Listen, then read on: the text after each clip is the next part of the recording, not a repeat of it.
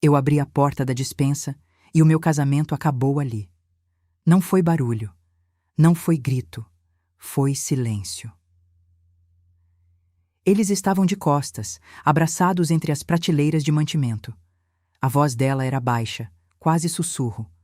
O riso dele, aquele riso que eu não ouvia há anos, saiu mole e preguiçoso, do tipo que não se usa com a esposa.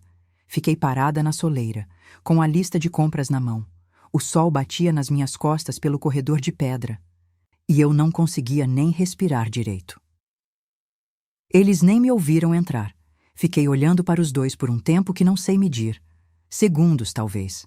Mais, talvez. E no meio daquele tempo parado, fui percebendo uma coisa que me machucou mais do que qualquer beijo poderia. Eles estavam confortáveis. Não era a tensão de quem esconde. Era a postura de quem já faz aquilo há tempo suficiente para relaxar. Foi ela que me viu primeiro. Os olhos dela encontraram os meus por cima do ombro de Renato. Nenhuma de nós respirou. Renato percebeu a mudança no corpo dela e se virou. Me viu. E o que eu senti não foi raiva. Não na hora. Foi um esfriamento de dentro para fora, como se alguém tivesse aberto uma janela no centro do meu peito. Frio, quieto, definitivo. Peguei o azeite que estava na prateleira atrás dos dois. Virei, voltei para a cozinha e terminei o almoço. Meu nome é Carla. Tenho 35 anos. Trabalho há 7 anos como empregada doméstica na fazenda da família Mendonça, no interior de Minas Gerais. Entrei nessa casa com 28 anos, uma mala pequena e uma carta de recomendação da família anterior. O Dr. Hélio me entrevistou numa tarde de segunda-feira, olhou minha carta, olhou meu rosto, disse apenas: "Pode começar segunda que vem." 7 anos varrendo aquele assoalho de madeira escura. 7 anos engomando as camisas dele. 7 anos sabendo o nome de cada empregado, de cada cachorro, de cada visitante que pisava naquela casa grande. 7 anos achando que estava construindo alguma coisa. Renato chegou 2 anos depois de mim, contratado para cuidar do jardim e dos arredores. Era um homem de 32 anos, poucas palavras e mãos calejadas. Na época, eu confundi silêncio com caráter. Confundi homem que não fala com homem que não mente. Nos casamos no civil, numa tarde de quinta-feira, sem festa. Ele disse que festa era gasto à toa. Eu concordei porque achei que amor não precisava de enfeite. Morávamos na casinha dos fundos, separada da casa grande por um corredor de amendoeiras. 1 cômodo e meio, uma cama, uma mesa, uma janela com vista para o galinheiro. Eu não reclamava. Tinha trabalho, tinha teto, tinha marido. Pensei que isso era suficiente. Quando nos conhecemos, eu tinha 29 anos e trabalhava há 1 ano na fazenda. Renato apareceu numa segunda-feira de manhã com uma enxada nova no ombro e aquela expressão séria no rosto, do tipo que não se apaga nem quando a pessoa sorri. Ele não falava muito, mas aparecia quando disse que ia aparecer. Ligava quando prometeu que ligava. Na época, para mim, isso era coisa rara num homem. Confundi confiabilidade com amor. A gente namorou por 4 meses dentro da mesma propriedade. Minha irmã Nilda me avisou uma vez: "Carla, cuidado com o homem que não fala, porque você não sabe o que ele guarda." Eu não ouvi. Me casei com 30 anos, achando que tinha encontrado meu lugar no mundo. Durante os 5 anos de casamento, trabalhei ao lado de Renato naquela fazenda sem imaginar o que ele escondia. Dividíamos o mesmo caminho de terra todo dia de manhã, com o orvalho ainda nos pés de manga. Quando o Dr. Hélio ficou doente, 2 anos atrás, fui eu que organizei os remédios na caixinha de segunda a domingo. Fui eu que aprendi a fazer o caldo ralo que o médico mandou. Fui eu que lavei os lençóis dele enquanto Dona Silvana chorava no quarto com a porta fechada. Cuidei do marido dela com o mesmo cuidado que dava ao meu, sem saber que enquanto eu fazia isso, ela já tinha decidido ficar com os dois. Antes daquele dia na despensa, havia uma rotina que eu tinha aprendido a habitar sem questionar. Acordava às 5:30. O quarto ainda estava escuro, Renato ainda roncava. Eu me levantava devagar para não fazer barulho, pegava o avental no gancho atrás da porta e ia para a cozinha da casa grande antes mesmo do sol subir direito. Gostava desse tempo. O único tempo que era meu. A cozinha vazia, o fogão frio que eu ia acendendo boca por boca, o cheiro do café que ia enchendo o corredor. Esses 30, 40 minutos antes de todo mundo acordar eram os únicos em que eu não estava servindo a ninguém. Às vezes eu ficava parada na janela da cozinha, esperando a água ferver, olhando para o jardim que Renato cuidava. Olhava para o jardim e tentava sentir alguma coisa que parecesse amor. Às vezes sentia, às vezes não. Nunca soube muito bem o que fazer com essa diferença. O casamento com Renato tinha ficado silencioso de um jeito que eu fui aceitando aos poucos. No começo, depois do civil, a gente ainda conversava à noite. Sobre a fazenda, sobre as plantas, sobre a semana. Coisas pequenas, mas eram nossas. Depois as conversas foram ficando mais curtas. Depois foram sumindo. E chegou um ponto em que a gente passava a noite inteira no mesmo cômodo sem trocar 10 palavras, e eu tinha tão completamente normalizado aquilo que não me perguntava mais se estava bem. Às vezes eu perguntava para mim mesma: Carla, você é feliz aqui? Nunca respondi de verdade. Ficava empurrando a pergunta com o varrer, com o cozinhar, com o passar. Tinha trabalho, tinha teto, tinha marido. Achei que bastava. Tem uma coisa que eu nunca contei pra ninguém, porque é pequena demais para parecer importante, mas que ficou comigo mais do que deveria. Renato nunca soube o meu prato favorito. Em 5 anos de casamento, eu sempre perguntava o que ele queria comer. Planejava o cardápio da semana em volta dos gostos dele. A carne bem passada, o feijão mais grosso, a farofa sem cebola porque ele não gostava de cebola. Eu sabia cada detalhe alimentar daquele homem como se tivesse decorado um manual. Ele nunca me perguntou o que eu queria comer. Não me lembro de uma única vez. Tem dias que você percebe que foi amado de um jeito errado, não por causa de um ato enorme, mas por causa de uma pergunta que nunca foi feita, uma atenção que nunca chegou, uma curiosidade que nunca existiu.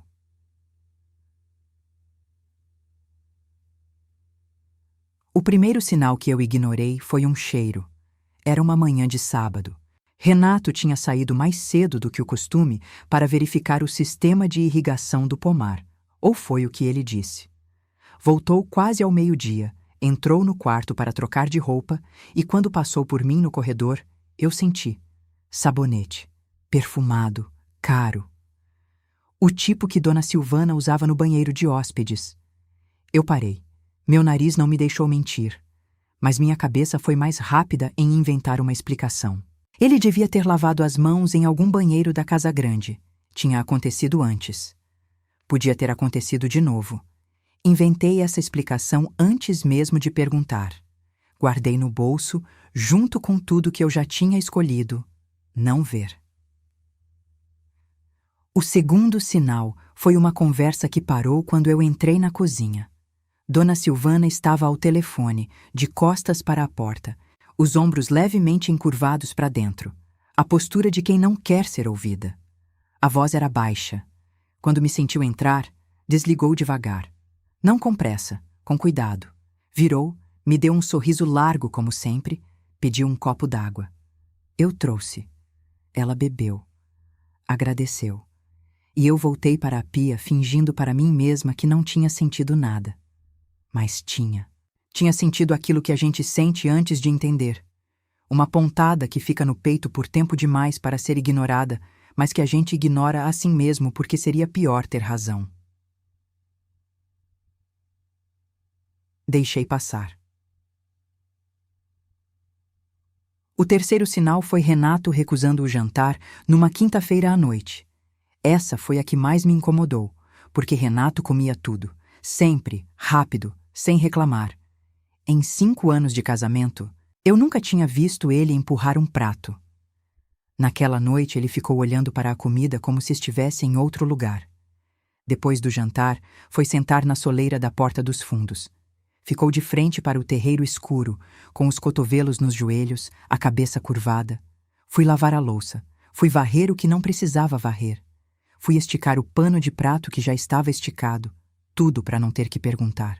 Porque perguntar era abrir uma porta que eu, no fundo, sabia que não ia gostar do que tinha do outro lado. Quando me armei de coragem e fui até a porta, perguntei: "Você está bem?" Ele não levantou a cabeça. "Tô bem." E eu acreditei. Ou fingi acreditar. Não sei mais separar as duas coisas.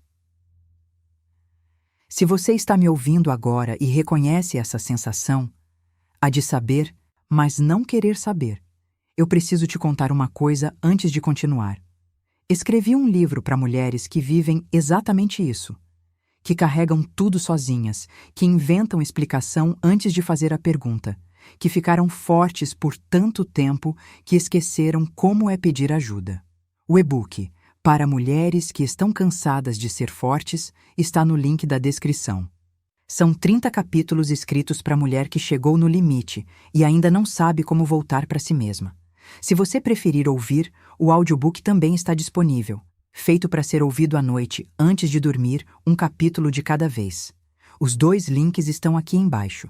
E se você ainda não é inscrita no canal, se inscreve agora. Toda semana tem uma história nova, e eu quero que você esteja aqui. Sinta-se. Naquele dia, eu tinha ido à despensa buscar o azeite para o almoço. Era uma quarta-feira comum, 11 da manhã. O sol batia forte no corredor de pedra que ligava a cozinha ao depósito dos fundos. A porta estava encostada, não fechada. Empurrei. Renato estava de costas para mim. Dona Silvana estava de frente, os braços no pescoço dele, a cabeça inclinada para o lado, os olhos fechados. Não havia urgência nos dois. Havia costume. Havia o relaxamento de quem faz aquilo sem mais medo de ser pego. O azeite que eu precisava estava na prateleira logo atrás deles. Fiquei parada com a lista na mão. Foi ela que abriu os olhos primeiro. Me viu. Renato ainda estava de costas, as mãos na cintura dela, sem saber que eu estava ali. Ela e eu ficamos nos olhando por um segundo que pareceu muito mais longo do que era. Ela afastou os braços devagar. Uma coisa deliberada e calma, como quem termina uma conversa em vez de quem é apanhado no meio de uma mentira. Renato percebeu a mudança e virou. Me viu. Nenhum dos 3 disse nada. Eu olhei para ele, olhei para ela, olhei para o azeite na prateleira atrás dos 2. Fui lá, peguei, virei, fui embora. Voltei para a cozinha. Peguei a colher de pau que estava encostada no fogão, mexi o feijão, provei o sal. Acrescentei mais um pouquinho. Minha mão não tremeu. Isso me assustou mais do que qualquer outra coisa. Não os 2 na despensa. Não o riso dele que eu não ouvia mais em casa. Não os olhos dela encontrando os meus sem culpa. O que me assustou foi a minha mão. Firme. Normal. Como se meu corpo já soubesse de uma coisa que minha mente ainda estava tentando processar. As pernas estavam pesadas. O estômago tinha virado uma pedra quente. Aquele peso de dentro que não é dor, é pressão. Algo que aperta por dentro e não deixa nada passar, nem o ar, nem o choro, nem a raiva. Eu respirei fundo uma vez, 2 vezes, olhei pela janela da cozinha. Lá fora, o jardim estava verde e quieto. O céu de Minas estava azul demais para aquele dia. Foi ali que algo dentro de mim terminou. Não explodiu. Não desabou. Terminou devagar, como uma vela que vai ficando pequena, até que a chama simplesmente não tem mais para onde ir. Renato entrou na cozinha 10 minutos depois. Ficou parado na porta como quem espera licença para entrar no próprio cômodo. Eu não me virei. Continuei cortando cenoura. Cada fatia no lugar certo, do tamanho certo, como sempre. Carla. Não respondi. A gente precisa conversar. O almoço está quase pronto, eu disse. A voz saiu calma. Eu não planejei. Saiu assim. Ele ficou mais um pouco na porta. Depois foi embora. Terminei o almoço, servi a mesa. Coloquei cada prato, cada talher, cada copo no lugar. Quando o Dr. Hélio desceu, disse que não estava me sentindo bem e pedi licença para não servir. Ele concordou sem perguntar nada. Fui para a casinha dos fundos. Fechei a porta. Sentei na beira da cama. E fiquei olhando para a parede por um tempo que não sei medir. Aquela noite foi a mais longa que eu já vivi. Renato voltou para o quarto às 10. Entrou, tirou os sapatos, foi para o banheiro, voltou, deitou do lado de mim sem dizer nada. Em poucos minutos, a respiração dele ficou pesada, funda, do tipo que não mente. Ele dormia. Eu fiquei com os olhos abertos no teto, ouvindo o cachorro lá fora, os sapos no brejo, o vento nas amendoeiras. Não conseguia parar de pensar numa coisa só.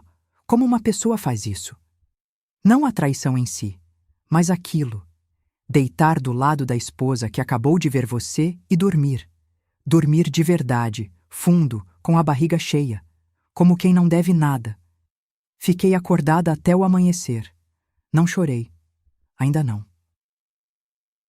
De manhã cedo, antes de ele acordar, abri a gaveta velha onde guardávamos documentos. Não sabia o que estava procurando. Procurei assim mesmo. Mão dentro da gaveta, passando pelos papéis do carro, pela caderneta velha, pelo envelope amassado de quando a gente casou. No fundo, dobrada no meio de uma folha de nota fiscal, havia uma foto. Impressa em papel comum, tirada de celular simples. Dona Silvana sorrindo, os ombros à mostra, uma cachoeira atrás. Renato ao lado dela, com o braço por trás das costas dela, sorrindo também. Um sorriso que eu reconhecia. Um sorriso que eu achava que era meu. No canto da foto, a data. 5 anos e 2 meses atrás. 2 meses antes de Renato me pedir em namoro. Fiquei olhando para aquela foto por um tempo que não sei contar. O quarto ainda estava escuro. Ele dormia do meu lado, tranquilo como quem nunca guardou nada. Dobrei a foto com cuidado, guardei no bolso do avental e fui preparar o café da manhã. Nos dias seguintes, vivi num estado estranho que não tem nome certo. Acordava, trabalhava, dormia, comia alguma coisa quando lembrava de comer, fazia tudo no tempo certo, no lugar certo. Varria, lavava, passava, servia, sorria quando precisava sorrir. Por dentro, era como se alguém tivesse desligado uma chave. Uma que eu não sabia que existia até apagarem a luz. Havia um peso específico naqueles dias que eu nunca tinha sentido antes. Não era só a traição. Era o tamanho do meu engano. 5 anos. 5 anos de casamento com um homem que tinha começado me namorando enquanto ainda estava com outra. Que tinha guardado uma foto dos dois no fundo de uma gaveta que era nossa. Que dormia do meu lado todas as noites e não se incomodava com nenhum disso. Houve uma tarde que encontrei uma fita de cabelo de Dona Silvana atrás da porta do banheiro de hóspedes. Uma fita azul, simples, do tipo que se usa para prender o cabelo para lavar o rosto. Estava ali, esquecida, atrás da porta. Peguei. Fiquei segurando por um segundo. Joguei no lixo. Continuei limpando o banheiro. Naquela noite não consegui dormir, pensando naquela fita azul e no quanto aquilo era pequeno, e no quanto aquela coisa pequena tinha me custado um esforço absurdo para não ceder ao choro. O corpo tem memória. Passava pelo corredor da despensa e o passo desacelerava sozinho, sem que eu mandasse. Abria a porta da cozinha e o estômago pesava antes de qualquer pensamento. O corpo sabia antes da mente. Comecei a contar os dias desde a revelação. 12º dia, ainda de pé. 15º, ainda varrendo. 18º, ainda indo. Numa noite, Renato me mandou mensagem, mesmo estando no mesmo cômodo. Para de drama. Você não vai a lugar nenhum. Li a mensagem. Fiquei olhando para a tela até ela apagar sozinha. Pensei em ceder. Pensei em fingir que nada tinha acontecido. Qualquer coisa para parar aquela sensação de estar suspensa no ar sem chão embaixo. Fiquei segurando o celular por um tempo longo no escuro do quarto. Não cedi. Mas custou. Custou de um jeito que só quem já ficou naquele lugar entende. Teve um domingo que eu não consegui levantar da cama. Fiquei até o meio da manhã olhando para o teto de estuque, contando as rachaduras. Me levantei, porque tinha que preparar o almoço do Dr. Hélio. E eu nunca tinha faltado a isso. Às vezes, a gente se levanta pelo motivo mais simples que existe, e tem que ser suficiente. O confronto com Renato aconteceu numa noite de quinta-feira. Eu estava sentada à mesa quando ele entrou. Tirei a foto do bolso do avental e coloquei na frente dele, sem dizer nada. Ele olhou. Ficou quieto por um tempo longo demais. Isso não quer dizer nada. 2 meses antes de me pedirem namoro. Aquilo já tinha acabado. Acabado ou continuado? Ele bateu a mão na mesa. Você não entende nada.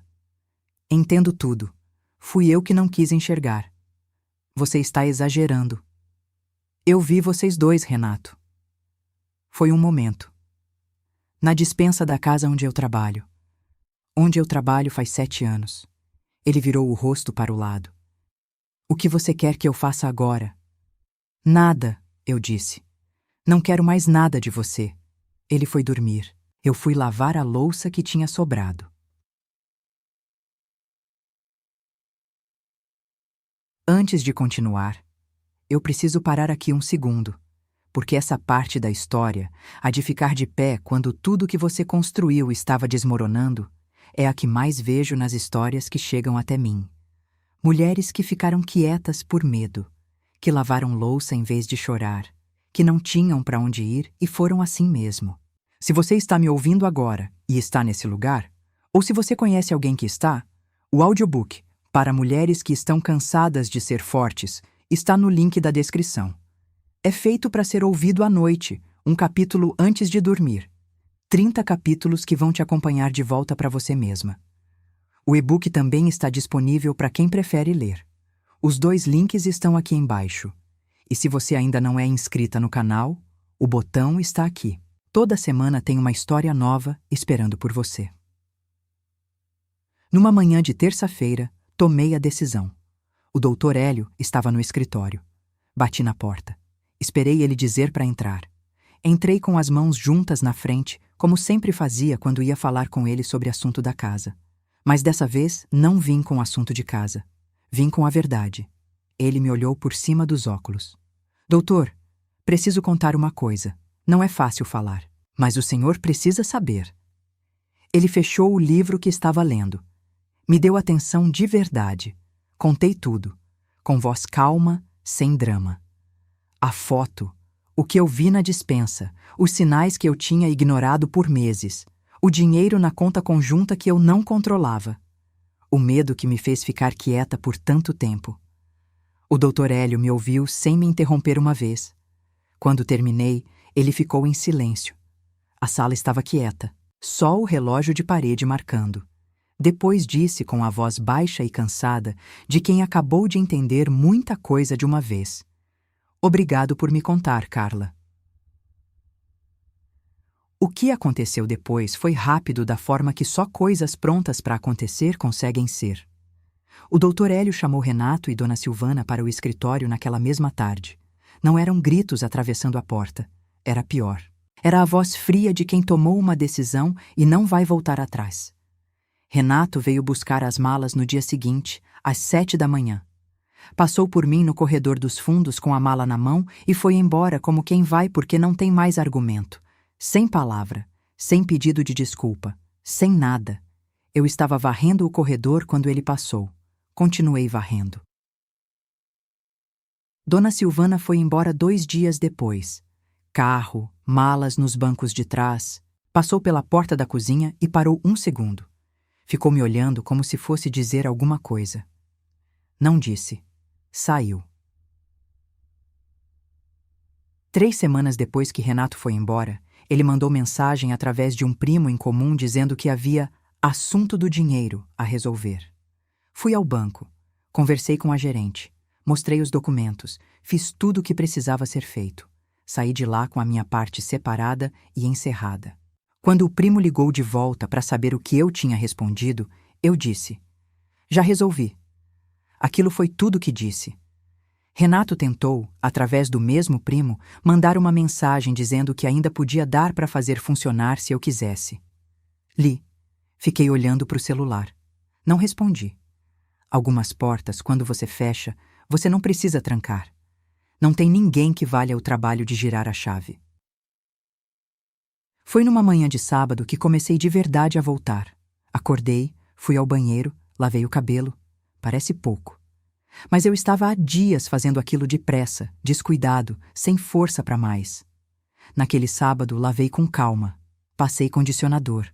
Deixei a água quente correr por um tempo que eu não tinha me dado em semanas. Me olhei no espelho pequeno do banheiro dos fundos. Tinha olheiras. O rosto mais seco do que devia. Mas era meu rosto. Ainda era eu.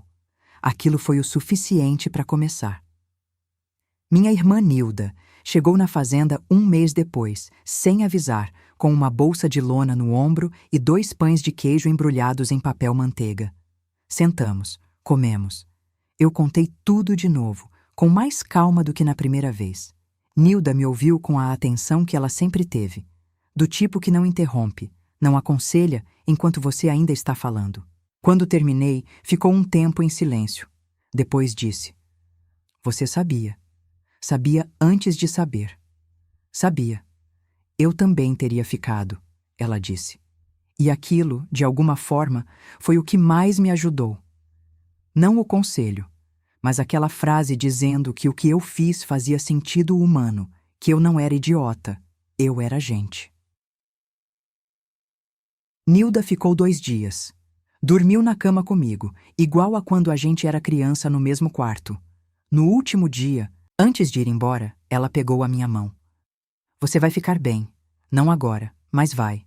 Nas noites difíceis que vieram depois, eu tirava aquela frase do bolso e ficava com ela por um tempo.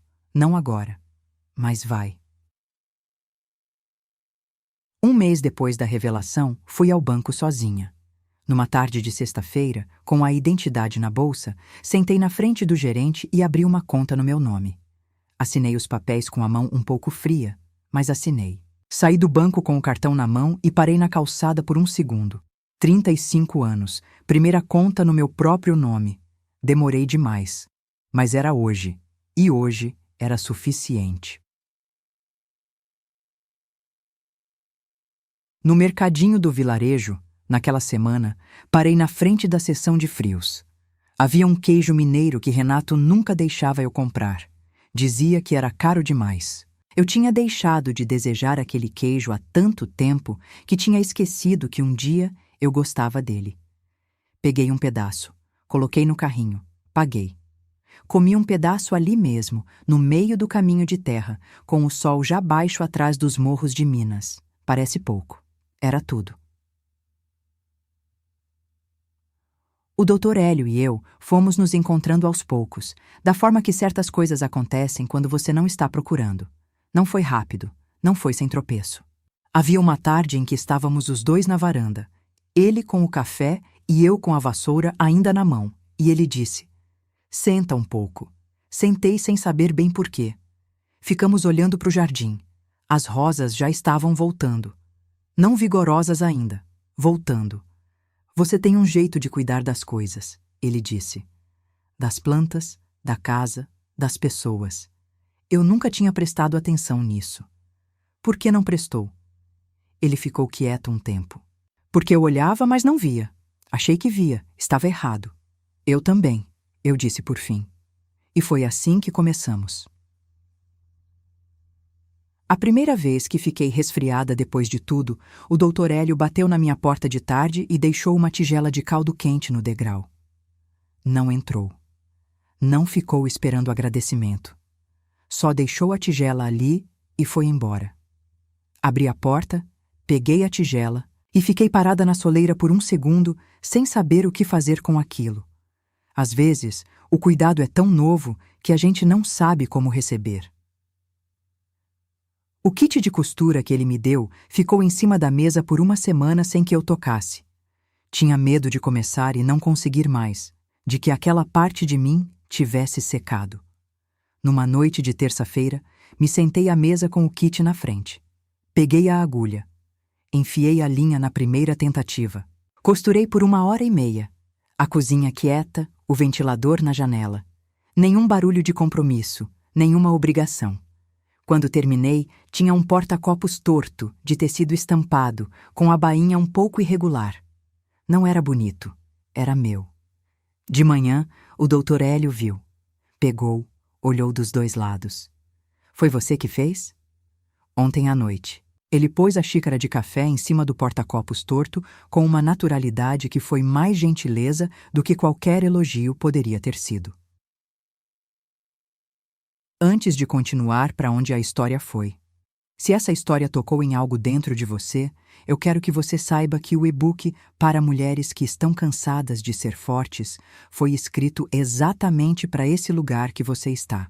Não é autoajuda, não é receita. É um livro que senta do seu lado e fica. 30 capítulos. O link está na descrição. Se você preferir ouvir, o audiobook também está lá, narrado para ser ouvido no silêncio da sua noite. 3 meses depois, o Dr. Hélio me perguntou se eu aceitava jantar com ele numa sexta-feira fora da fazenda. Aceitei. 6 meses depois, me perguntou se eu queria ficar. Fiquei. Renato, eu não vi mais. Ouvi dizer que ele tinha tentado conseguir emprego em mais 2 fazendas da região e não ficado em nenhuma. Que Dona Silvana tinha voltado para a família dela em outro estado. Não fiquei feliz com isso, mas também não precisei. A vida tinha cobrado do outro lado sem que eu precisasse fazer nada. Tem uma manhã que eu não esqueço. Era um sábado, umas 8 da manhã. O Dr. Hélio tinha ido à cidade e eu fiquei sozinha na fazenda. Fiz o meu café. Peguei uma fatia de pão. Sentei na varanda da casa grande, a varanda que eu tinha varrido por 7 anos e em que eu nunca tinha me sentado, e fiquei olhando para o jardim com a caneca quente nas mãos. O jardim estava diferente do que Renato deixava.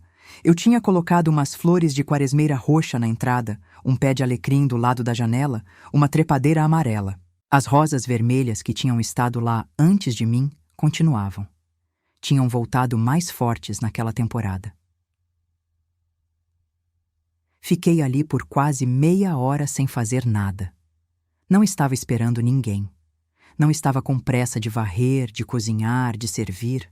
Estava só ali com o meu café, olhando para o meu jardim, na varanda de uma casa que tinha começado a ser também minha. Pensei na Carla de 2 anos atrás, a que acordava às 5h30 por hábito de sobrevivência, a que inventava explicação antes de fazer pergunta, a que achava que tinha trabalho, teto e marido e que isso era suficiente. Não senti pena dela, senti carinho, do tipo que a gente sente por quem já passou por algo e saiu do outro lado. Não é uma história de Cinderela, não foi assim. Foi uma mulher que abriu uma porta sem querer e encontrou a verdade escondida entre as prateleiras de mantimento. Foi essa mulher que ficou quieta por medo, que mexeu o feijão com a mão firme quando devia estar caindo, que lavou o cabelo num sábado porque era o único primeiro passo que conseguia dar. Foi essa mulher que abriu uma conta no banco com a mão fria e assinou assim mesmo. Renato foi embora e levou minha ingenuidade junto, mas deixou espaço. E às vezes é o espaço que a gente mais precisava. Qual foi o primeiro passo pequeno que você deu quando decidiu voltar para você mesma? Me conta nos comentários. Pode ser pequeno, pode ter sido lavar o cabelo também. Eu quero saber. A minha mãe gostava de dizer que amor é verbo, que não é sentimento que fica quieto dentro de você. É ação que aparece no mundo. É a xícara de chá que alguém faz sem pedir. É a pergunta de como foi o dia que espera a resposta de verdade. É a atenção que escolhe você no meio de tudo o mais. Eu cresci ouvindo isso e casei com um homem que nunca tinha ouvido. Ou tinha ouvido e nunca ligou. Não sei qual é pior.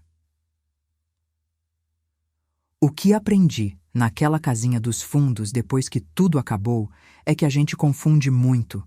Confunde lealdade com amor. Confunde aguentar com escolher. Confunde o homem que está presente com o homem que está contigo. Essas são coisas diferentes. E quando a gente aprende a diferença na prática, com a mão fria assinando o documento no banco, com a foto encontrada no fundo da gaveta, esse aprendizado dói de um jeito que fica, mas fica de um jeito bom, o jeito de quem não vai mais confundir. Kitu. Fui entendendo o que havia de errado no meu casamento de uma forma que foi doendo mais conforme foi ficando mais clara. Não era que Renato era um monstro, era que ele era ausente. E a ausência, quando você chama de parceria, vira uma armadilha lenta. Você vai se acostumando com o pouco até o pouco virar o normal, e o normal virar o que você merece, e o que você merece virar o limite do que você pede. Eu tinha parado de pedir. Tinha parado de querer o queijo que eu gostava. Tinha parado de contar sobre o meu dia porque ninguém perguntava. Tinha parado de fazer planos que fossem além da próxima semana porque plano pressupõe que o outro está junto. E eu já sabia, naquele lugar fundo de onde a gente finge não saber, que Renato não estava junto. Só estava presente. Tem diferença. 2 meses depois de tudo, fui a uma fabriquinha de tecidos na cidade vizinha e comprei 2 metros de chitão estampado e uma bobina de linha azul. Paguei com o cartão da conta que era só minha. Saí da loja com a sacola no braço e o sol batendo na calçada. E pensei, é assim que começa. Com um porta-copos torto e 2 metros de tecido. Com o queijo que ele odiava. Com o cabelo lavado devagar num sábado sem motivo especial. Recomeço não é um momento. É uma coleção de pequenos atos de ser você de novo. Quando o Dr. Hélio voltou do cartório naquele sábado de manhã, me encontrou na varanda com a caneca ainda na mão, o jardim lá fora, e aquela expressão que ele depois descreveu como: você parecia que tinha chegado num lugar. Tinha, demorei. Fiz o caminho errado por muito tempo. Fiquei quieta quando devia ter falado, e quando falei, foi com a voz mais calma que eu achei que tinha. Mas cheguei. E se você está me ouvindo agora e ainda não chegou, se você ainda está no corredor escuro antes de abrir a porta, eu quero que você saiba que o outro lado existe. Não é fácil, não é rápido, não é uma transformação de um dia, mas é real, e você merece chegar lá. Tem uma coisa que ninguém te avisa sobre o fim de um casamento. Não é a solidão que aparece de uma vez. É a solidão que você vai reconhecendo aos poucos como algo que já estava lá antes. Que você tinha confundido com rotina, com conforto, com é assim mesmo que é. Quando o casamento acaba, você percebe que fazia tempo que você estava sozinha. Só que antes, tinha um corpo dormindo do seu lado que criava a ilusão de companhia. Com aquele corpo foram, a ilusão foi junto. O que ficou foi mais honesto. Arthur. Nos primeiros dias depois que Renato foi embora, o quarto ficou com um silêncio diferente à noite. Era o silêncio de quem não divide mais. Sem os roncos, sem o barulho dos sapatos sendo tirados, sem a torneira dele no banheiro às 11 da noite. Só eu e o ventilador e os sapos lá fora. Eu esperava que aquele silêncio fosse opressor. Não foi. Foi estranhamente tranquilo. Como quando você finalmente coloca no chão uma mala que estava carregando há tempo demais e só percebe o quanto pesava depois que larga. Fui entendendo naquele silêncio coisas que eu não tinha conseguido pensar enquanto ele estava lá. Fui entendendo que eu tinha cuidado de tanta gente por tanto tempo que tinha esquecido de ser perguntada como estava. Que eu tinha me especializado em antecipar necessidade dos outros ao ponto de não saber mais nomear as minhas próprias. Que eu não sabia o que eu gostava de comer. Que eu não sabia o que eu queria fazer no domingo de manhã. Que eu não sabia qual era o meu lugar favorito daquela fazenda. Eu que a varria toda semana há 7 anos. Levei um tempo para descobrir que era a varanda. Aquela que eu tinha varrido 1000 vezes sem nunca ter sentado. A varanda virou o meu lugar. Todas as manhãs em que o Dr. Hélio estava na cidade, eu fazia o café devagar, pegava a caneca e ia sentar ali por uns 20 minutos antes de começar o dia, com o jardim na frente, com o céu de Minas acima. Era um ato pequeno e deliberado, uma declaração que eu fazia para mim mesma todo dia. Eu existo fora do que sou para todo mundo. Eu tenho direito a esse tempo. Parece pouco. Mas quando você passa anos sem se dar esse direito, é uma revolução. O Dr. Hélio viu essa rotina surgir sem comentar. Mas um dia, umas 3 semanas depois que começou, ele chegou de manhã com 2 xícaras de café e me estendeu uma sem pedir nada. Sentou do lado. Ficamos os dois em silêncio, olhando para o jardim. Não precisamos de nada além disso. Às vezes a companhia certa é a que não precisa preencher o silêncio. Que entende que você pode estar junto sem ter que estar falando. Com Renato, eu aprendi que silêncio pode ser ausência. Com o Dr. Hélio, fui aprendendo que silêncio pode ser presença. Minha irmã Nilda ligou 2 semanas depois da visita. Como você está? Estou melhor, eu disse. E era verdade. Você comeu hoje? Comi. Fiz arroz com frango e uma salada de beterraba que ficou boa. Você odeia o beterraba. Antes eu odiava. Agora não sei. Estou testando as coisas. Ela ficou quieta por 1 segundo. Depois riu. Aquele riso de Nilda que é baixo e demorado, do tipo que sobe devagar. Você está testando as coisas, ela repetiu, como quem está saboreando a frase. Estou. Então você está bem de verdade. Aquela ligação ficou comigo. Não porque foi profunda, mas porque foi simples, porque foi normal, porque eu falei da beterraba e ri da beterraba e percebi que estava rindo de uma coisa boba ao telefone com minha irmã, e que isso, aquela bobagem específica, era uma coisa que eu não fazia há tempo que não sei medir. Normalidade é subestimada. Quando você passa por uma coisa grande, você espera que a cura venha numa forma grande também. Uma revelação, uma virada épica, um momento claro de agora está melhor. Mas não é assim. É uma ligação com sua irmã sobre beterraba. É o porta-copos torto na mesa. É o café na varanda às 8 da manhã. É um pequeno ato depois do outro, cada um dizendo silenciosamente: você ainda está aqui. Você ainda é você. Havia uma última coisa que eu precisava resolver. A casinha dos fundos. Renato tinha levado as coisas dele, mas o espaço ainda cheirava a presença de alguém que tinha ido embora. As paredes estavam com as marcas dos quadros que ele tinha tirado.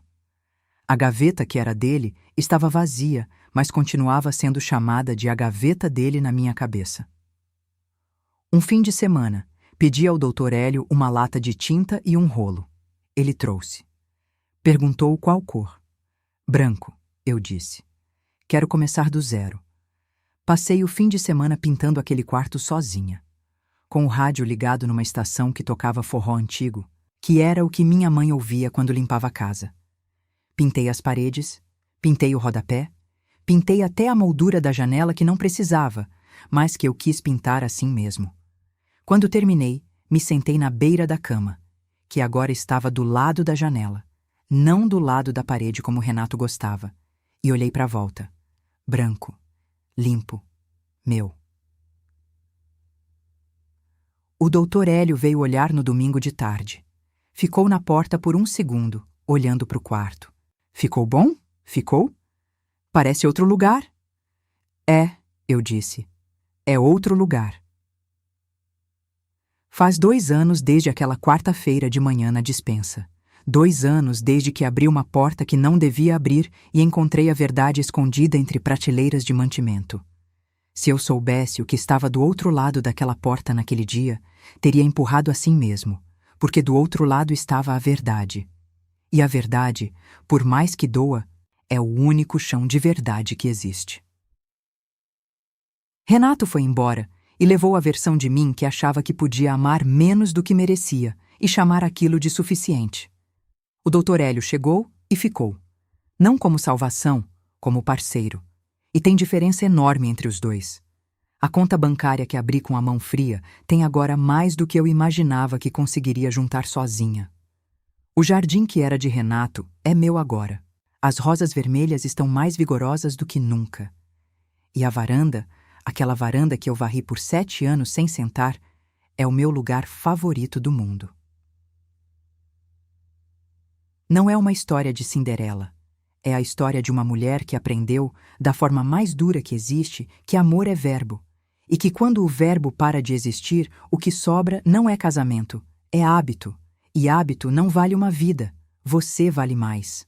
Assim.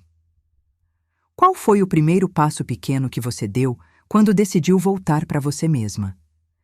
Me conta nos comentários. Pode ter sido lavar o cabelo num sábado. Pode ter sido comprar um queijo que ele odiava. Pode ter sido sentar num lugar que era sempre dos outros. Qualquer que tenha sido o passo, ele foi seu. E isso importa. Eu quero saber. Tem uma pergunta que eu fiz para mim mesma muitas vezes naqueles primeiros meses. Por que eu não saí antes? Não tinha resposta simples. Ainda não tem. Tem a resposta prática. Não tinha conta, não tinha reserva, não tinha para onde ir. Isso era real. Mas não era tudo. Tinha outra coisa, mais funda, mais difícil de falar em voz alta. Eu não saí antes porque eu tinha construído a minha identidade dentro daquela fazenda. Era empregada doméstica, era esposa de Renato, era a mulher que cuidava do Dr. Hélio, era quem sabia onde ficava o azeite e quem lembrava o remédio do coração às 11. Eu era útil, era necessária. E utilidade é uma forma perigosa de pertencimento, porque quando ela é a única forma que você conhece, você fica, mesmo quando deveria ir.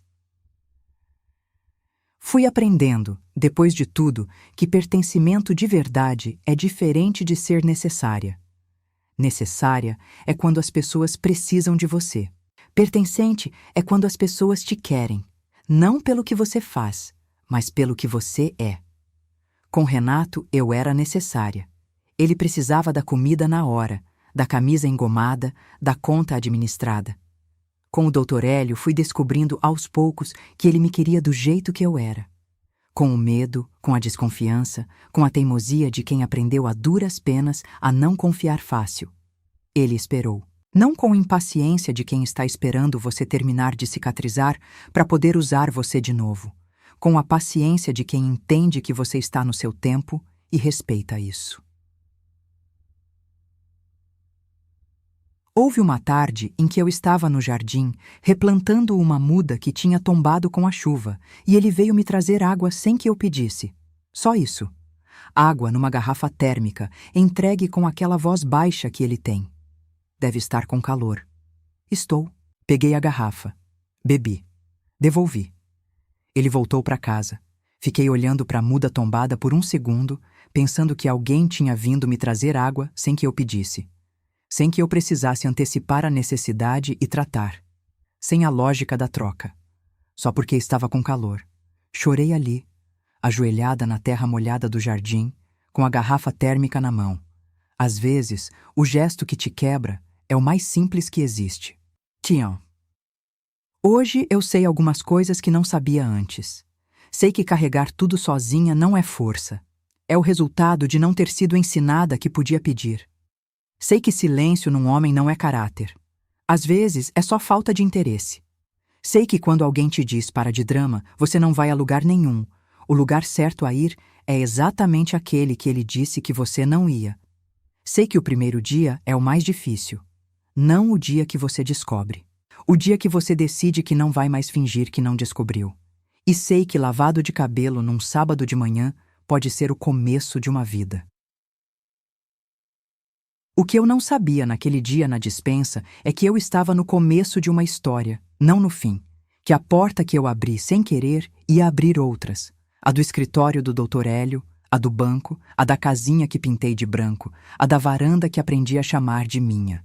Que a Carla que entrou naquela fazenda com 28 anos e uma mala pequena ia sair diferente. Não maior, não menor, mais honesta, mais inteira, mais ela. 3 anos e meio de casamento com quem errado vale menos do que um dia com quem te vê.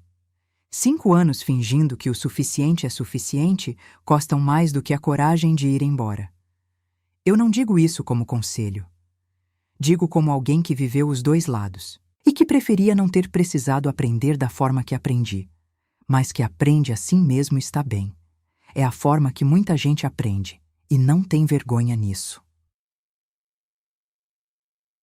Se você está me ouvindo e se reconhece em alguma parte dessa história, na Carla que inventava explicação antes de fazer pergunta, ou na Carla que mexeu o feijão com a mão firme, ou na Carla que ficou no escuro contando os dias, eu quero que você saiba que você não é idiota. Você é gente. E gente, às vezes, fica quando devia ir. Às vezes inventa porque é mais fácil.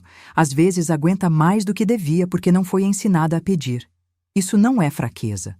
É o que acontece quando a gente não aprende cedo que merece ser cuidada. Mas dá para aprender. Dói, mas dá. Há 2 anos, numa manhã de quarta-feira, abri uma porta que não devia abrir e encontrei o chão saindo de debaixo dos meus pés. Hoje, naquela mesma fazenda, com o jardim que é meu, e a varanda onde sento de manhã, e o café que faço no meu tempo, o chão está firme. Não porque nada ruim pode mais acontecer, mas porque eu sei agora como ficar de pé quando acontece. E se você está no seu próprio corredor escuro, esperando força para empurrar a porta, o outro lado existe, eu prometo que existe, e eu te espero do lado de cá. Me conta nos comentários, qual foi a coisa pequena que te mostrou que você ia ficar bem? Pode ter sido uma ligação com sua irmã sobre beterraba. Pode ter sido um porta-copos torto que alguém colocou a xícara em cima sem precisar ser perfeito. Pode ter sido qualquer coisa, mas foi sua. E isso é suficiente. No dia que Renato foi embora, eu estava varrendo o corredor dos fundos. Ele passou com a mala. Não me olhou, não disse nada. Eu continuei varrendo. Isso ficou comigo por muito tempo, não como trauma, mas como pergunta. Por que eu estava varrendo? Porque minha primeira resposta a ele saindo da minha vida foi continuar fazendo a tarefa que estava fazendo antes dele aparecer. Levei um tempo para entender. Varrer era o que eu sabia fazer. Era o que eu tinha. E enquanto eu varrendo, eu existia. Eu era alguém que fazia alguma coisa num mundo que estava desmoronando. Não era fraqueza. Era sobrevivência. Depois que ele foi embora, fiquei varrendo. Continuei varrendo por dias, e fui percebendo, conforme os dias passavam, que o movimento da vassoura era quase meditativo. Que havia uma honestidade no trabalho simples que me ancorava, quando tudo dentro da minha cabeça estava em espiral. Varri a cozinha. Varri o corredor. Varri a varanda. E um dia parei de varrer a varanda, coloquei a vassoura encostada na parede, sentei no banco de pedra que tinha ali e fiquei olhando para o jardim por 20 minutos. Não porque terminei de varrer, porque eu quis parar. E essa diferença entre parar porque terminou e parar porque eu quis foi uma das coisas mais importantes que aprendi. Houve uma conversa com o Dr. Hélio, uns 2 meses depois que tudo havia acontecido, que eu não esqueço. A gente estava na sala depois do jantar, cada um com um livro. Eu não estava lendo, estava só segurando o livro, e ele baixou o dele e me perguntou: "O que você teria feito diferente?" Não era uma acusação, era uma curiosidade genuína, do tipo que só vem de quem está realmente querendo entender. Fiquei pensando por um tempo. Teria perguntado mais, eu disse. Não só a ele, para mim mesma. Teria perguntado mais cedo se eu estava bem de verdade. Ele ficou quieto. Você sabia que não estava? Sabia, eu disse. Mas era mais fácil não perguntar. Ele assentiu devagar, como quem entende isso pessoalmente. Eu também fazia isso, ele disse. Com muita coisa. Aquela conversa foi a primeira em que a gente falou de verdade. Não de fazenda, não de jardim, não de coisas do dia, mas de dentro. E foi a partir dali que fui entendendo que construir algo com alguém não começa com amor. Começa com honestidade. Com a disposição de fazer a pergunta difícil e de ouvir a resposta que vier. Com Renato nunca tive isso. Com o Dr. Hélio, fui aprendendo. Há uma coisa que eu quero dizer para você antes de terminar. Se você está me ouvindo e está naquele lugar em que eu estive, O lugar em que você sabe, mas não quer saber. Em que você ouve um barulho e para de respirar. Em que você inventa explicação antes de fazer pergunta. Eu não vou te dizer o que fazer, porque eu sei que não é simples. Sei que tem conta e filho, e aluguel, e medo e amor misturado com tudo isso. Sei que a gente não sai porque não quer, sai quando consegue. E conseguir leva o tempo que leva. O que eu posso te dizer é isso. Quando você conseguir, e você vai conseguir, o primeiro passo não precisa ser enorme. Pode ser lavar o cabelo com calma. Pode ser sentar num lugar que era dos outros e decidir que agora é seu. Pode ser comprar o queijo que ele odiava. Pode ser ligar para sua irmã e contar de verdade. Cada um desses pequenos atos é uma declaração. É você dizendo, para você mesma, que ainda está aqui, que ainda é você, que ainda merece. E você merece, mesmo que esteja cansada de ser forte, especialmente se estiver cansada de ser forte. Tem 2 semanas mais ou menos que eu estava sentada na varanda com o café da manhã, olhando para o jardim, e o Dr. Hélio trouxe uma muda nova, uma espécie que eu nunca tinha visto, flores brancas pequenas com um cheiro que chegou antes dele. O que é? Eu perguntei. Gardênia, ele disse. Achei que combinava com você. Não sei por que aquilo me fez sorrir do jeito que fez. Talvez porque gardênia não é flor de quem cuida com eficiência. É flor de quem tem paciência. É flor de quem aparece, rega, espera. Não desiste quando os botões demoram a abrir. E ela sempre abre. Se você já esteve nesse lugar escuro e saiu do outro lado, me conta nos comentários como foi o seu primeiro passo. Pode ter sido pequenininho, mas foi o seu. E eu quero saber. Às vezes eu penso no Dr. Hélio lá no escritório, ouvindo tudo que eu tinha para contar naquela tarde de terça-feira. Penso na sala quieta, no relógio marcando, no livro fechado em cima da mesa. E penso no que teria acontecido se eu não tivesse batido naquela porta. Se eu tivesse ficado quieta, como Renato disse que eu ia ficar. Se eu tivesse cedido àquela voz dentro da minha cabeça que dizia: você não tem para onde ir, você não vai conseguir. Fica. Penso nisso. E sinto um frio diferente do que sentia naquela época. O frio de quase. Porque eu quase fiquei. Houve uma noite, entre o dia da dispensa e o dia que bati na porta do escritório, em que eu estive muito perto de abrir mão. Não dramaticamente, não com decisão clara, mas de um jeito quieto e esgotado de quem pensa. É mais fácil continuar do que recomeçar. Quem sou eu para achar que mereço mais do que isso? Fiquei naquela margem por uma noite inteira. De manhã me levantei para preparar o café do Dr. Hélio, e numa tarde de terça-feira bati na porta do escritório. O que me tirou da margem não foi coragem épica. Foi algo muito mais simples. Foi lembrar da foto, da data no canto. 5 anos e 2 meses atrás. 2 meses antes de me pedirem namoro. E pensar que eu tinha dado 5 anos da minha vida a um homem que nunca tinha me escolhido de verdade. Não de raiva, de clareza. E clareza, às vezes, é o que basta para colocar um pé na frente do outro. Me conta, se você já esteve nessa margem, entre ficar e ir, entre acreditar e desistir, entre o medo e a porta, o que te tirou de lá? Pode ter sido uma foto, pode ter sido uma frase da sua irmã. Pode ter sido uma noite de domingo olhando para o teto. Qualquer coisa. Mas foi a coisa que te moveu. E eu quero saber qual foi. Me conta nos comentários. Eu estou aqui.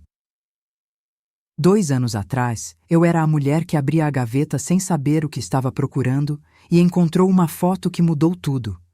Hoje sou a mulher que senta na varanda de manhã com o café e não tem pressa. Que planta gardênia porque combina com ela, segundo quem a ama. Que tem conta no banco no seu nome, fechada e ativa e crescendo, que sabe o que quer comer no domingo, que ri ao telefone com a irmã sobre beterraba, que pintou o quarto de branco porque quis começar do zero e podia. Essa mulher que eu sou hoje custou. Custou a foto no bolso do avental, custou a voz calma no confronto, custou a mão fria assinando o documento no banco. Custou o sábado de manhã com o cabelo lavado e o espelho pequeno e o rosto ainda cansado, mas ainda meu. Custou cada um dos dias que eu continuei varrendo quando estava desmoronando por dentro. Custou toda a coragem que eu não achei que tinha. Mas foi pago. E o que veio depois foi meu. Vai ser seu também. Antes de ir, se essa história tocou em algo dentro de você, o e-book Para Mulheres que Estão Cansadas de Ser Fortes foi escrito exatamente para esse lugar.